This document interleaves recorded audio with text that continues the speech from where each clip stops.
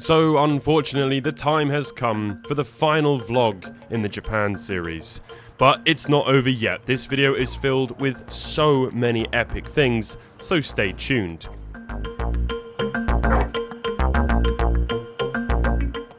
We're actually starting off the final vlog with some footage from day 3, which I completely forgot to include, so that's confusing. We're only in the cities for like a few more days, then we're going to be out in the countryside, so we're just making the most of it. And yeah, this is another incredible shopping area with things just in absolutely every single direction. Really excited to see what we can find. Let's go and check it out.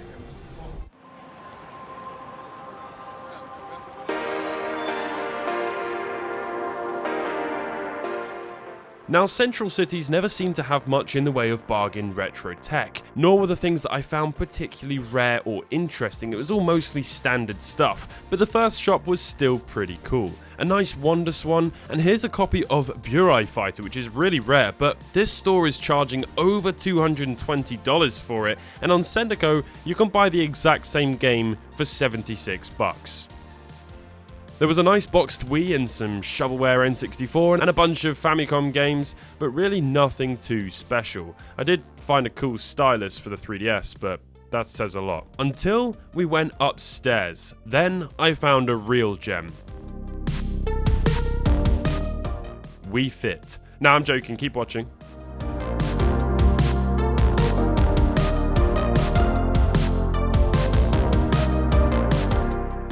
That's right.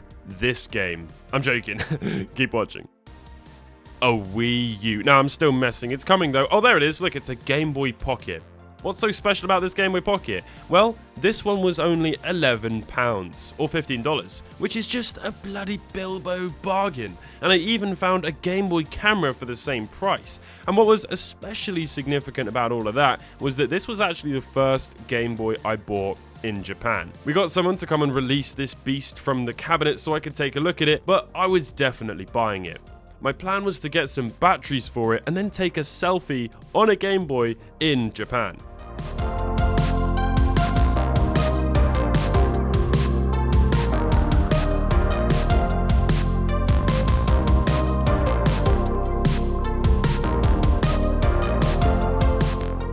Okay, let's do this photo. Obviously the screen was super burnt and I had no idea what the photo was going to look like, but let's see if we got anything.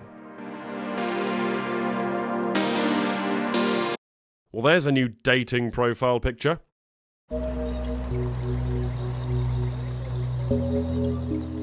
We went back to the hotel and chilled out for a bit before heading off into Toshiba City to do some late night retro game hunting.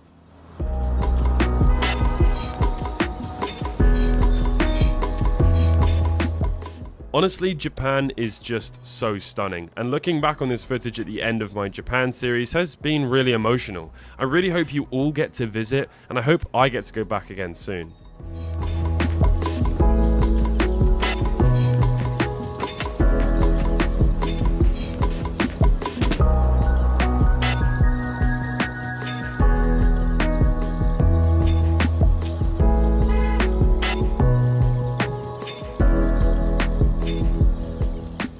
Our first stop was this Super Potato, which we had to get the train to. It was a really small shop, and it's actually incredibly hard to find on Google, so there's the address if you need it. They had a Just Go Game Boy Color for $220, but then they had this Pikachu Game Boy Advance SP for around $600, which, according to eBay, seems to be an absolute steal. They also had a bunch of regular consoles which all seemed to be in really good condition, but they were surprisingly expensive, over $120 for the cheapest one. You'll see later on why that's just crazy.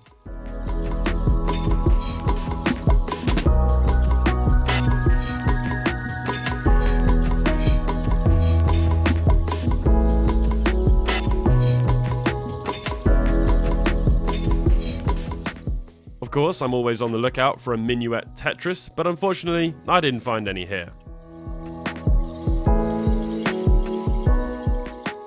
What they did have, however, were some really expensive special Dreamcast consoles, which were thousands of dollars, and they looked absolutely amazing. We played a few games before we left. They also had a Virtual Boy kiosk which was all set up and working, so I recommend coming here if you ever visit Japan.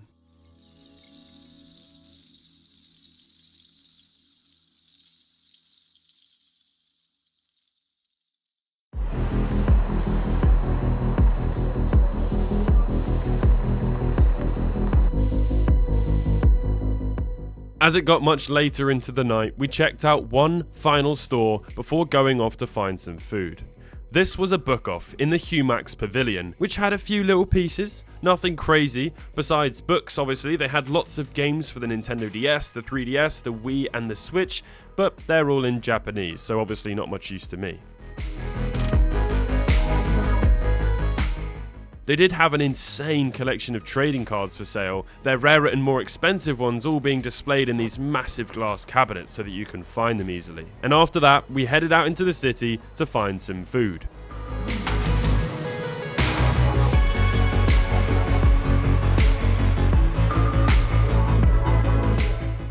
And that is going to conclude day 3 and bring us back up to date where we left off in the last vlog, Nara.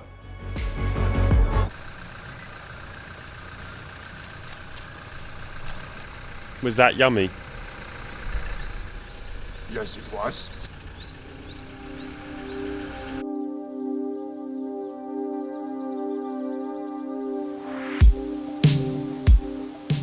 So the final full day in Japan was pretty much spent just driving for several hours from Nara to Lake Kawaguchi, where we would see one of the most iconic places in Japan. But one thing's for sure is that I'm really going to miss these absolutely breathtaking roads. So one of the last things I'm doing in Japan before heading back is going to hopefully see Mount Fuji. Apparently there's about a 1 in 3 chance of seeing it. Fingers crossed. I'm really excited to see it. I really hope we do. Woo! Yeah, that is so sick.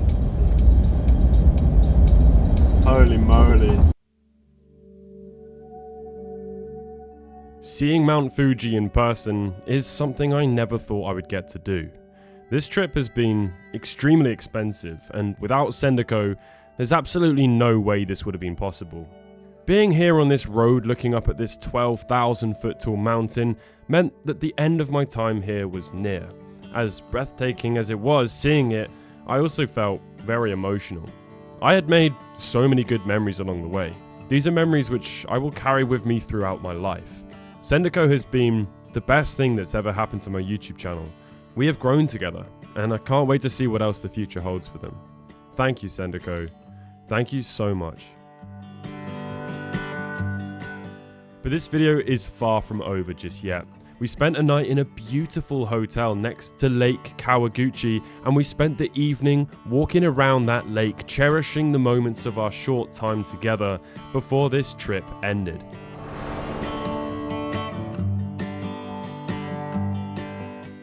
In the morning, we were going to visit another hard-off, but this one was just so special. Not because it was my last one of the trip, but because it had a view of the mountain.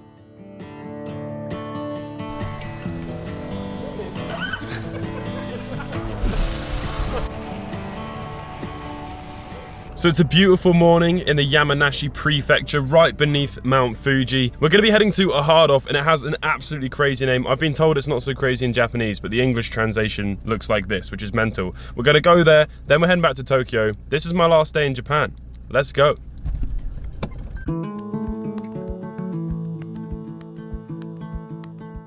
So, here we go. The final hard-off. If you've made it this far and you're still watching at this point of the series, then seriously, you're a real one. I appreciate you so much. Let's do this.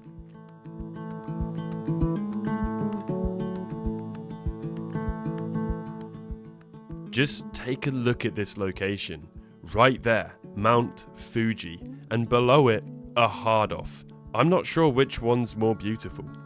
The Hard-Off Hunter 3000 has arrived. It's not actually even open yet. It's open in just about a minute, so any minute now we're going in. Got the GoPro hooked up. We're gonna head in here and try and find some bargains. It's literally the last Hard-Off I'm going to, which is so sad. Hopefully I'll be able to come back here sometime. But yeah, last Hard-Off. and it's in one of the most beautiful locations we've ever been to. Like a complete saddo, I'm queuing outside of a second-hand store below one of the most iconic mountains in the world, alongside of potential threats to the treasure this castle contains. Never mind, I think she's looking for crochet. Whoa. Whoa, it's the whole set. Wow, that is amazing. That is absolutely amazing. Wow, this place has got some really, really good stuff. Holy moly. 8,800 yen. Wow. Here's the cabinet. 2 DMG Game Boys at 4,400 yen each. Wow. Game Boy Advance. Game Boy Advance SP. Oh, this place is so sick. This place was decent, to be honest. A 3DS for $37 isn't too bad. They had an original Sony Discman. A PS Vita for $68. Game Boy Advances for under $50. All fairly average, I suppose. The DMGs for $30 each were probably the best bargain in this cabinet. There's a pretty cool Hello Kitty telephone. They had a couple of rare Game Boy SPs and a few more standard ones. They had other usual stuff like Game & Watches, Nintendo Switches. Here's a nice looking Game Boy Pocket for $37. I think, although this is far from the city, since this is under Mount Fuji, there's still probably a lot of tourists who visit. And I even found a DSi XL for $22. They had a boxed Famicom Twin, which was really cool to see, and just rows and rows of Famicoms. We're going to try and find the junk section. Let's go. Look at this tower here. 16,000 yen. Bargain. Somewhere around here are the junk Game Boys. What the... Oh, here we go. Alex, look, they're in here. They're in here. There's a few in here. 500 yen. A little bit destroyed. Oh dear. This one's not had a good time. That's a shame actually, because it's in pretty good condition otherwise.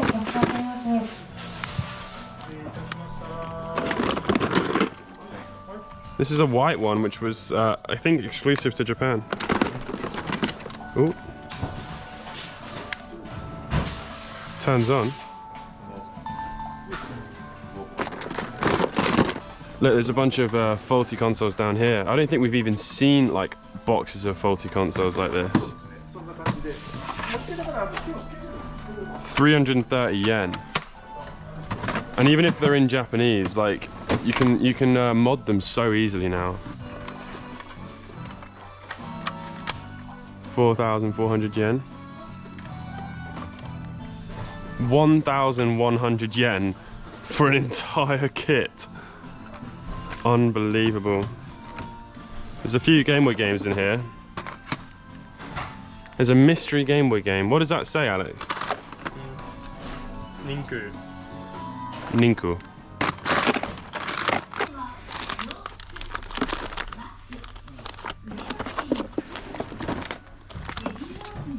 Oh, it's closed. Right, let's have one last little look around here. Okay, one final look around this shop. What can we find?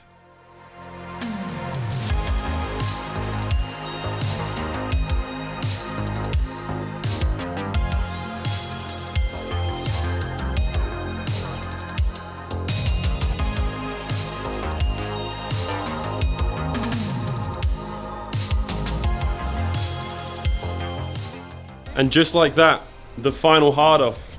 That's it. There was some really, really cool stuff there. But that's it now. We're heading back to Tokyo. And then I'm heading home tomorrow morning. Really sad. It's really, really sad.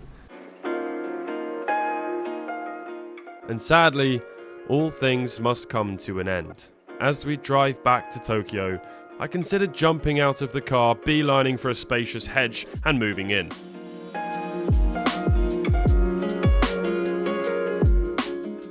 Honestly, I hope I get to come back here soon. This place is just so cool. I really hope you've enjoyed this series. Thank you to anyone who's watched this far. If you're watching right now, comment down below with the word Sendico and I'll heart it. But that's it for now. I'll see you in the next video.